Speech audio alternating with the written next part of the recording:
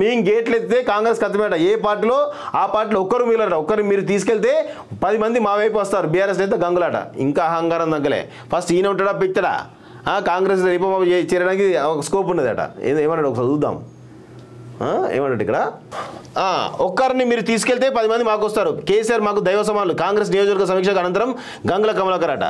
so ఒక్కరిని మీరు తీసుకెళ్తే 10 మంది మాకు వస్తారు అని మాజీ మంత్రి బీఆర్ఎస్ ఎమ్మెల్యే గంగుల కమలాకర్ కాంగ్రెస్ నేతలను ఉద్దేశించి హెచ్చరించారు బీఆర్ఎస్ ఎమ్మెల్యే అందరికీ కేసీఆర్ దైవ సమానులని ఒక ఎమ్మెల్యే కూడా కాంగ్రెస్కు వెళ్ళడని చెప్పారు ఒకవేళ వాళ్ళు మా వాళ్ళని తీసుకెళ్లాలని చూసినప్పుడు మేము గేట్లు తెరిస్తే కాంగ్రెస్లో ఒక్కరు కూడా మిగిలరాట అని వ్యాఖ్యానించారు కాంగ్రెస్ ప్రభుత్వం కూల్చే ఉద్దేశం తమకు లేదని స్పష్టం చేశారు కాంగ్రెస్కు ప్రజలు అధికారం ఇచ్చారని ఎన్నికల హామీలను నిలబెట్టుకోవాలని మాత్రమే సూచిస్తామని పేర్కొన్నారు గురువారం తెలంగాణ భవన్లో కాంగ్రెస్ లోక్సభ స్థానం పరిధిలో 7 అసెంబ్లీ సమావేశాలకు సంబంధించిన రివ్యూ జరిగింది విషయం ఏంటంటే